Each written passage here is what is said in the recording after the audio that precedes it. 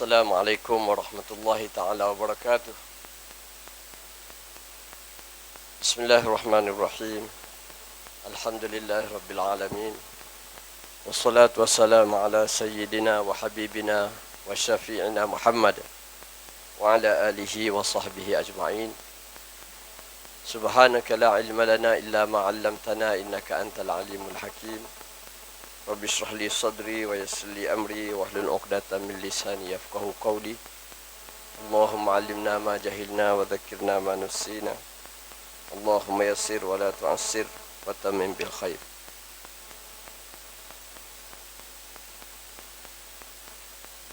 Yang dihormati Tuan Pengurusi Majlis,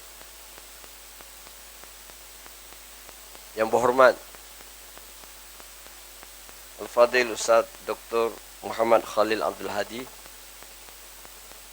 Esko Kerajaan Negeri Terengganu, yang berbahagia Al-Fadhil Ustaz Nasruddin Tantawi, Ahli Jawatankuasa PAS Pusat,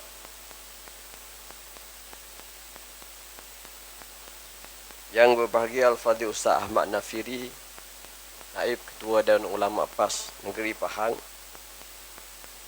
yang kita raikan pada malam ini, calon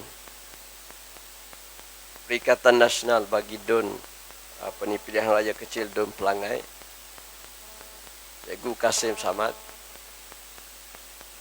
seluruh pimpinan PAS negeri dan kawasan, seterusnya muslimin muslimat, hadirin hadirat tuan-puan yang hadir bersama pada majlis ceramah sempena dengan Pilihan Raya Kecil DUN Pelangai Negeri Pahang yang saya kasihi semua. Pertama sekali, marilah sama-sama kita bersyukur pada Allah Subhanahu Wa Taala kerana pada malam ni kita dapat bersama ramai-ramai, dan saya tuan-puan semua amat-amat berterima kasih pada PAS Negeri Pahang kerana telah memberi saya peluang untuk turut sama berceramah pada malam ini. Kebetulan saya baru balik daripada Kuala Lumpur tadi, baru selesai petang tadi, baru selesai sidang Dewan Negara, yang sebagaimana yang tuan-puan tahu bahawa saya telah dilantik sebagai ahli Dewan Negara ataupun senator yang baru mewakili negeri Kelantan. Dan ia adalah satu pengalaman yang amat berguna bagi saya. Selepas saya dulu adalah wakil rakyat, pernah berkhidmat selama 2 penggal sebagai wakil rakyat di negeri Kelantan, di Pasir Mas dan juga di kawasan Bacok. Saya sebut ni tuan-puan semua bukan apa sebagai nak sebut bahawa pengalaman itu telah mengajar saya sebagaimana tuan-puan juga hidup, Allah Ta'ala kurniakan dengan pengalaman masing-masing. Kelebihan yang Allah Ta'ala beri pada kita manusia, makhluk yang Allah Ta'ala pilih untuk memakmurkan muka bumi ini sebagai khalifah, satu yang paling utama, iaitu dikurniakan akal, fikiran. Ulama kita dalam membahaskan cerita akal ni, secara ringkasnya tuan-puan semua, dia kata Allah Ta'ala isikan akal ni dengan 2 perkara besar. Yang pertama adalah ilmu. Cara nak dapat ilmu ni kita semua tahulah, kena belajar. Dan yang kedua adalah pengalaman. Pengalaman ni dia berbeza dengan ilmu, kerana dia tak boleh kita perolehi melalui tok guru yang mengajar. Hebat secara mana tok guru pun, dia boleh bagi ilmu, tapi dia tak boleh bagi pengalaman. Kalau dia cerita pengalaman pun, dia cerita pengalaman dia, pengalaman orang lain, maka dia jadi ilmu pada kita. Pengalaman orang bila diberitahu kita dengar, dia jadi ilmu pada kita kalau yang baik. Adapun pengalaman kita hanya boleh dapat melalui kita sendiri. Allah Ta'ala bagi kita kehidupan. Ada yang daripada kecil 20 tahun dah meninggal. Ada yang Allah Ta'ala panjangkan umur dia sampai 40, 60 tahun. Sampai tua. Maka sepanjang hari, setiap bulan, setiap tahun tu, Allah Ta'ala bubuh pada dia. Walaupun dia tak belajar, tapi dia ada pengalaman. Tetapi tuan-puan semua, ilmu ni, sebagaimana banyak mana kita belajar, tapi kalau kita tak guna, maka dia menjadi ilmu yang tak berguna lah. Sebab kita tak guna. Begitu juga dengan pengalaman. Ramai mana orang yang hidup 60 tahun, tetapi berapa kali Allah Ta'ala ulang pengalaman dia tu, dia tak guna. Akhir sekali dia 2-3 kali masuk lubang. Lubang yang sama. Kerana dia tidak mengambil iktibar daripada pengalaman dia. Dah tahu dah dia masuk longkang, dia masuk lubang, esok masuk lubang pula. Maknanya dia tak pandai guna pengalaman, walaupun Allah Ta'ala bagi. Jadi tuan-puan semua, begitulah kita. Saya nak ulas sikit beberapa perkara lah, cerita politik Malaysia ni. Negara kita ni tuan-puan semua, esok apa ni, sehari dua lagi kita nak memilih untuk PRK Dun Pelangai ni, tuan-tuan boleh pilih siapa-siapa pun wakil ayat yang tuan-tuan nak pilih. Tetapi sebagaimana yang Fadil Dr. Ustaz Khalil beritahu tadi, bahawa oleh kerana memilih ni adalah arahan Allah, maka tak dapat tidak kita kena, sebelum kita pilih, walaupun kita bebas memilih, kita kena tanya Allah. Tanya Rasulullah sallallahu alaihi wasallam melalui Al-Quran yang Allah Ta'ala turunkan pada kita, melalui hadis yang Nabi ajarkan kita, yang diulas panjang oleh Fadil Ustaz Khalil tadi. Bagaimana caranya untuk kita memilih. Dan semua ni, tuan-tuan semua, adalah ajaran agama yang Allah Ta'ala telah pastikan menjadi satu ilmu yang pertama bagi kita umat Islam, bahawa memilih ini tak boleh kita salah guna. Kuasa memilih ini tak boleh kita salah guna. Kalau kita salah guna, maka akibat buruk dia akan berlaku bila-bila masa, sama ada di dunia ataupun di hari akhirat. Sebab itulah hak pertama yang paling besar atas dunia ni, kita umat Islam tahu bahawa pilihan pertama yang Allah Ta'ala suruh kita ialah pilih aku, kata Allah, ataupun pilih selain daripada aku. Maknanya depan aku ni, wahai manusia, wahai hamba aku, depan kamu ni sama ada aku ataupun iblis. Pilihlah. Dalam bahasa mudah, kamu pilihlah sama ada kamu Islam ataupun tidak Islam. Itu yang paling besar. Alhamdulillah kita selesai lah. Kita semua tahu. Dengan sebab ayah-ayah kita ni semua orang Islam, kita lahir sebagai seorang Muslim, duduk sekolah tadika, sekolah pasti, sekolah rendah, sekolah. Kita semua diajar bahawa Allah Ta'ala Tuhan yang satu, maka tak ada masalah. Kita orang Melayu, Alhamdulillah di negara kita ni, buat pilihan secara mudah. Tuhan aku adalah Allah. Nabi aku adalah Muhammad sallallahu alaihi wasallam. Kemudian daripada situlah tuan-tuan semua, maka memilih ni semuanya kita ikut Allah Ta'ala dan juga Nabi Muhammad sallallahu alaihi wasallam. Masuk dalam bab politik, maka dia ada satu cabang besar. Selepas bawah tu ada satu cabang besar, iaitu memilih pemimpin. Kenapa besar memilih pemimpin? Jawapan dia kerana dia ikut bawah pada memilih Rasulullah sallallahu alaihi wasallam. Kita telah diajar bahawa tak boleh tukar Nabi. Tak boleh tukar dah Nabi dengan orang lain. Marilah orang hebat sama mana pun nak tukar dengan Rasulullah sallallahu alaihi wasallam, tak boleh. Kenapa? Kerana dia adalah utusan Allah. Bila telah jelas dia utusan Allah, maka tak ada dah utusan Allah selain daripada Rasulullah sallallahu alaihi wasallam untuk umat akhir zaman. Bila Rasulullah tak ada, tuan-puan semua, maka kekal Nabi sebagai Nabi kita. Kerana Nabi tidak hanya tinggal tubuh pada kita. Masa Nabi ada tubuh dia, hidup bersama sahabat, maka kita ikut, sahabat ikut Nabi. Adakah bila Nabi mati, maka dia mati, maka hilanglah kewajipan kita pilih Rasulullah? Jawapan dia tidak. Kenapa? Rasulullah meninggalkan pada kita ilmu dia. Walaupun dia tak tinggal tubuh dah masuk kubur, tapi yang wajib kita berpegang adalah ilmu yang kita panggil hadis Nabi sallallahu alaihi wasallam, dan juga awal lagi adalah Al-Quran yang diturunkan kepada Nabi Muhammad sallallahu alaihi wasallam. Tinggal lagi bila Nabi tak ada, siapa nak ganti Nabi? Di situlah bermulanya kita memilih pemimpin daripada kalangan kita. Maka Nabi ajar, ada panduan dia, tuan-tuan. Ada panduan dia. Sebab itulah sahabat tidak pernah salah memilih. Bagaimana Ustaz Khalid cerita tadi. Bila Nabi wafat, sallallahu alaihi wasallam, maka segera para sahabat memilih orang yang paling tepat sebagaimana yang diajar oleh Nabi dia, Nabi mereka. Mereka memilih Abu Bakar, memilih Umar, memilih sahabat-sahabat besar yang terbaik daripada kalangan mereka, yang melaksanakan apa yang telah disuruh oleh Allah Ta'ala dan Rasul. Maka apabila habis para sahabat semua tak ada, dah 1400 tahun ni, adakah ajaran Nabi ni hilang? Jawapan dia tak hilang. Kekal kewajipan kita memilih pemimpin yang terbaik. Dan pemimpin yang terbaik ni dinamakan oleh Allah ni, ada potensi yang boleh dibangunkan oleh negeri sendiri. Mana kalau pusat tak bantu pun kita boleh hidup. Macam pelancongan. Walaupun pelancongan ni kalau pusat bantu lagi laju, tapi negeri boleh urus. Nak memajukan negeri Kelantan Terengganu melalui sektor pelancongan boleh. Sebab dia punya apa? Perbelanjaan dia tak besar. Tapi untuk memajukan sebuah negeri, ada sektor potensi yang perlu kepada bantuan daripada kerajaan pusat.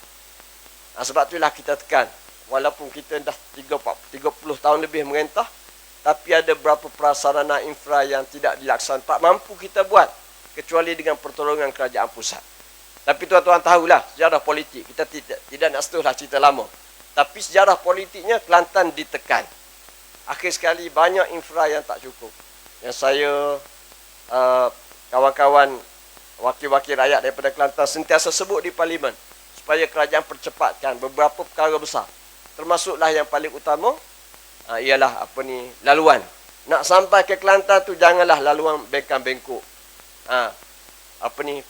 Pelabur tak marilah. Apatah lagi pelabur asing. Dia nak kemudahan yang besar. Maka kita minta, alhamdulillah, kerajaan zaman Datuk Seri Najib, dia bagi Kelantan, negeri Pahang, negeri Sembilan, satu highway yang alhamdulillah tak serupa dengan highway negeri lain. Lebuh raya negeri lain kena bayar tol. Daripada Kuala Lumpur nak ke Johor, daripada Kuala Lumpur nak ke Perlis, Kedah, kena habis RM10, RM100. Kerana nak bayar tol saja. Alhamdulillah, lama rakyat Kelantan menunggu. Akhir sekali perjalanan kita daripada Kuala Lumpur masuk Pahang ke Kelantan ni, kalau siap sepenuhnya, hampir 400 km tak silap saya, 300 km lebih, tanpa tol. Allah Ta'ala bagi atas berkat kesabaran perjuangan rakyat Kelantan. Ini tuan-tuan semua. Jadi, saya sebut secara umum, secara ringkasnya tuan-tuan nak sebut bahawa kita hari ini sedang berhadapan dengan pilihan yang kecil, Dun Pelangai. Saya tak boleh cakap isu pelangai ni sebab saya bukan orang sini. Nah, saya nak cakap isu Pahang pun saya tak akan cakap kerana saya bukan orang Pahang. Penceramah Cikgu Kasim pun ada, dia boleh cerita. Cuma saya nak sebut ialah mengapa kita kena pilih Perikatan Nasional untuk Dun Pelangai ni. Kenapa? Kerana politik negeri dan pusat ni dia berjalan seiring. Perubahan yang berlaku di negeri ni, angin rakyat lebih kurang sama dengan perubahan yang mereka nak buat di Putrajaya. Sebab itulah dalam pilihan raya umum yang lepas, akhir tahun lepas dengan pilihan raya negeri baru ni, hampir sama keputusan dia. Iaitu dengan pengalaman politik yang telah ada berpuluh tahun di negara kita Malaysia ni, rakyat telah nampak bahawa tiba masanya politik baru menerajui negara kita Malaysia dan juga negeri-negeri yang memerintah. Dan ia adalah satu perubahan yang baik. Perubahan yang baik. Bermula daripada orang tua yang penuh dengan pengalaman, berakhir dengan anak muda yang umur 18 tahun, yang mula kenal politik lebih awal kerana didedahkan oleh orang tua lebih awal. Akhir sekali gabungan orang tua yang telah banyak pengalaman dengan anak muda yang terdedah pada ilmu dengan cepat. Kita dulu yalah, abang-abang, ayah-ayah yang umur 60 tahun lebih nak dapat ilmu ni payah. Betul tak? Nak dapat ilmu ni payah. Sekolah kebangsaan, sekolah menengah ni susah nak dapat bekalan cikgu dan sebagainya. Tapi hari ni budak-budak, lepas semua umur 4 tahun, 5 tahun dah reti membaca. Mudah dah. Dia nak cari bab apa dia boleh buka. Belum umur 15 tahun tu dia boleh, kita panggil apa, akses. Dia boleh dapatkan ilmu dengan mudah. Maka dia nak kenal politik ni mudah bagi dia. Tak sebagaimana kita dulu masa zaman kecil. Jadi gabungan antara pengalaman orang tua dengan anak-anak kita yang kecil umur belasan tahun, 20 tahun lebih ni, yang mudah dapat ilmu ni, akhir sekali mereka buat perubahan dalam politik negara. Iaitu kami nak politik baru yang lebih baik. Alhamdulillah, arus politik baru ni berpihak kepada Islam untuk orang Melayu. Negeri-negeri yang orang Islam ramai, kawasan-kawasan yang pengundi dia umat Islam ramai, kebanyakannya daripada 10 tahun terakhir ni, 2 kali pilihan rayanya, mereka memilih parti PAS. Dan mereka memilih parti-parti yang bergabung dengan parti PAS. Alhamdulillah. Kenapa? Satu yang saya nak sebut. Ini laluan yang Allah Ta'ala buat. Berkat perjuangan Islam, berkat dakwah Islam, berkat kita ni mula sedar kita kena belajar ilmu agama dengan baik, dengan lebih sempurna, akhir sekali orang faham bahawa Islam ni mampu untuk menguruskan kehidupan. Alhamdulillah, tuan-tuan semua, hari ni kita ada Perikatan Nasional. Apa Perikatan Nasional ni? Tuan-tuan semua, gabungan 2 parti besar bersama parti gerakan daripada kalangan kawan-kawan kita bukan Islam. Tapi saya nak sebut cerita di Pahang ni, kita sebut mengenai 2 je, iaitu parti PAS dengan parti Bersatu. Saya dah sebut tadi, kita dah faham bahawa parti PAS ni siapa, kita dah ada sejarah dia. Parti Bersatu ni siapa, ada sejarah dia. Iaitu parti Bersatu ni parti bekas daripada UMNO. Tuan-tuan pilih Perikatan Nasional ni adalah mudah dalam kepala, masukkan dalam kepala mudah. Iaitu bukan nak pisahkan antara PAS dengan UMNO. Bahkan ini adalah gabungan. Cuma gabungan yang tidak sempurna belah UMNO. Sebab UMNO tu dia terpecah-pecah. Nah, UMNO yang besar berpecah. Balah Tun Mahathir tubuh parti Bersatu. Kemudian balah lagi dia ada parti apa nama? Lupa dah saya. Dia pecah di zaman Mahathir dengan dengan Tan Sri Mahyudin. Sekarang ni gabung balik. Gabung dengan siapa? Dengan PAS. Dan tuan-tuan semua, parti Perikatan Nasional ni adalah sebuah parti yang telah pun memerintah sebagaimana parti PS dalam 2 pilihan raya terakhir. Ini perubahan politik yang cepat. Cepat. Rakyat nak cepat, maka berlaku perubahan tu cepat. Yang tak gagah runtuh. Yang tak gagah runtuh. Ini, dalam tempoh 10 tahun, kita pun naik pening. Siapa merintah negeri, siapa merintah pusat ini. Hari ini pun tak selesai lagi.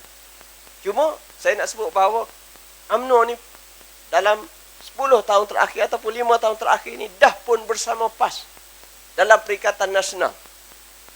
UMNO yang besar dengan UMNO yang kecil yang berpecah. Antara hari ini Presiden dia Datuk Seri Zahid dengan Tan Sri Mahyudin dah ada dalam Perikatan Nasional bersama dengan PAS. Dan sepatutnya ada hari ini. Sepatutnya dalam PRU yang lepas, Perikatan Nasional berlawan dengan PS.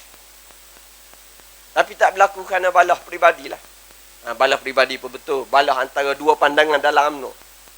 Akhir sekali pecah. Tapi asas yang kita nak sebut ialah, tuan-tuan semua, mengapa kita kena pilih PN untuk DUN Pelangai ini adalah untuk meneruskan gelombang kehendak rakyat, umat Islam dalam negara. Mereka mahu politik baru dan mereka suka, amat suka bahawa politik baru ini diterajui oleh 2 parti yang bertembung. Cuma tak sampai puncak. Dekat, dia pecah tengah jalan. Maka, oleh kerana parti PAS, parti yang lama, memimpin kepada Islam, memahamkan rakyat dengan Islam, maka teruskanlah sokongan kita kepada perubahan politik baru bersama dengan parti PAS. Dan parti-parti yang memahami aspirasi perjuangan Islam yang dibawa oleh PAS. Tertubuhnya Perikatan Nasional ni tuan-tuan semua, adalah gabungan di antara Parti PAS dengan UMNO. Cuma UMNO hak tidak besar lah, UMNO kecil. UMNO kecil tapi jadi besar hari ni kerana bersama dengan PAS. Dan tuan-tuan tahu, walaupun saya cakap ni mungkin kawan-kawan dalam UMNO marah lah. Sebab orang UMNO dia suka saya terpaksa akui. Orang UMNO dia suka saya. Tapi saya sebut bahawa walaupun pun saya dulu pertahankan dia panggil apa? MN itu apa semua. Tapi kenapa? Kerana cinta kita untuk melihat politik negara kita ni berlandaskan kepada cita-cita untuk menjulang agama yang dibawa oleh pejuang-pejuang Islam. Bila berlaku pecah, kita terpaksa pilih. Dan pilihan terbaik kita adalah Perikatan Nasional. Kenapa? Kerana UMNO telah menunjukkan bahawa kerana balah di antara mereka ni, akhir sekali mereka buat pilihan yang silap. Al-Fadhil Ustaz Khalid sebut tadi. Pilihan yang silap UMNO hari ni, iaitu mereka berbalah sampai mereka kata kalau begitu kami pilih untuk bersama dengan DAP. Tengok tuan-tuan semua. Bila UMNO memilih DAP, mana dia apa? Dia mencipta satu gelombang yang melawan arus. Kenapa? Kerana DAP tak selesai lagi. DAP tak selesai lagi dengan gelombang yang dimahukan oleh rakyat Islam, umat Islam di Malaysia. Kerana DAP memang ada perubahan. Atau saya cakap dengan orang kata DAP dah berubah Ustaz. Dia kata berubah apa? Dia kata tak ada dah yang lama. Yang ada ni hak baru-baru, hak muda-muda, yang bagus. Anda kata itu perubahan manusia, perubahan pemimpin. Orang tua ganti orang muda. Biasalah. Orang muda ganti orang tua. Bukan orang tua. Orang muda ganti orang tua. Biasa. Dalam PAS pun berlaku. Tapi parti politik bukan pada peribadi. Bukan pada orang. Pada pemikiran. Dan DAP tak berubah tuan-tuan semua.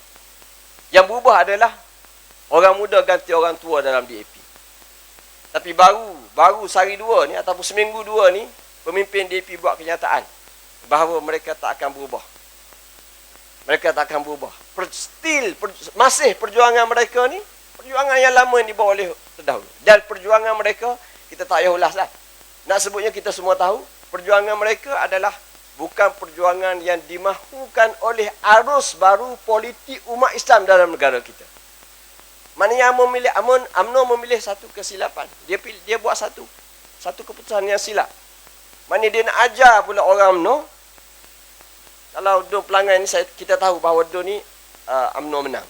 Almarhum meninggal dunia, Datuk Johari almarhum rahimahullah. UMNO hari ni terpaksa ajar penyokong dia untuk belajar politik baru. UMNO bersama DAP, kena belajar balik lah orang UMNO. Hak kita duk belajar sebelum ni, PAS bersama UMNO, alhamdulillah kita semua terima dengan elok. Tapi kerana balah kalangan UMNO, ada UMNO yang buat putusan untuk bersama dengan PAS, untuk bawa arus yang rakyat mahu. Dan satu lagi, buat putusan untuk bersama dengan DAP, Pakatan Rakyat.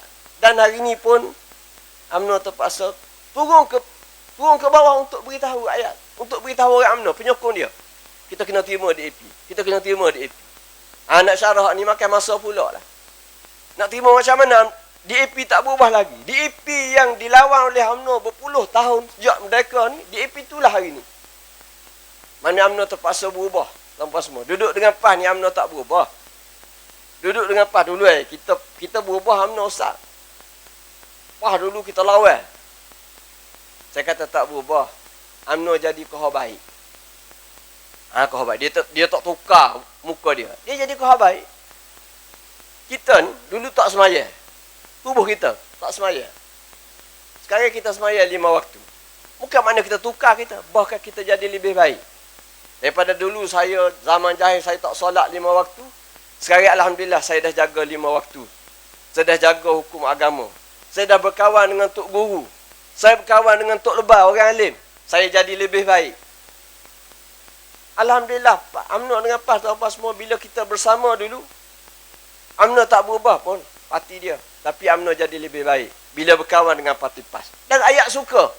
Tidak ada yang berdendam kepada PAS. Kenapa? PAS bawa UMNO jadi lebih baik. Dah. Kita suka, PAS suka, UMNO pun suka. Ini asas yang saya nak sebut tuan-tuan semua. Untuk PRK Dun Pelangai ni, walaupun isunya isu negeri, tapi kita menasihatkan seluruh rakyat bahawa arus yang baik ni, gelombang hijau, Khalid sebut apa ni, kita pakai apa? Best. Bersih, stabil ni telah diterima oleh rakyat. Dan daripada Perlis sampai ke Johor, Kelantan, Sabah, Sarawak, tanpa semua, ini adalah arus yang baik yang tak boleh kita tinggalkan. Kita kena teruskan supaya sampai masanya cita-cita politik untuk melihat politik ni jadi lebih baik. Kita bercakap soal bagaimana nak bangunkan negara dari sudut politiknya, pentadbirannya, ekonominya, sosialnya. Kita umat Islam kena yakin. Di hari pertama, bangun pagi kena yakin. Apa dia? Islam adalah penyelesaian. Kena yakin. Minta maaf sebutlah. Minta maaf sebut. PS ni, dia bukan Islam sebagai penyelesaian. Dia bercampur bau. Pagi dia cakap Islam sebagai penyelesaian, hilang, belah petang, hilang tiba-tiba. Dia bawa idea pelik-pelik dia. Tapi tuan-tuan saya yakinlah, dalam Perikatan Nasional ni, walaupun tuan-tuan boleh bahaslah, sebab parti kita gabung. Tapi yakinlah bahawa Perikatan Nasional adalah sebuah gabungan yang tidak akan meninggalkan agama Islam. Itu pengalaman parti PAS. Pengalaman kita bergabung dengan banyak-banyak parti. Semua parti yang pernah bergabung dengan PAS, mereka tahu bahawa mereka bersama, mereka berpisah kerana satu sebab je. PAS ni kerah kepala, tak nak tinggal Islam. Itu je. Payah PAS ni. Ada, nak suruh ikut dia. Kita kata bukan ikut PAS. Ikut agama. Ikut agama. Dan sampai hari ini tuan-tuan semua, kita yakin negeri-negeri yang kita merintah ni, negeri yang semangat Islamnya kuat. Dan apa-apa yang melibatkan agama, kita tekad. Kita keras, kita teguh untuk mempertahankan agama. Inilah dua tiga perkara tuan-tuan semua yang saya nak sebut pada malam ni. InsyaAllah kalau ada masa, saya akan mari lagi lah. Malam ni nak balik terus ke Kelantan. Esok ada program. Kerana banyak hari lagi, saya kalau boleh nak mari lagi lah. Kalau orang sini jemput. Kalau Cikgu Kasim suruh mari, saya mari insyaAllah. Untuk memberi untuk turut sama-sama bersamalah untuk berkempen, untuk memastikan insyaAllah pada PRN hari mengundi nanti, seluruh pengundi di Pelangai ni, pakat-pakatlah kita buat perubahan kepada yang lebih baik. Undi calon kita Cikgu Kasim.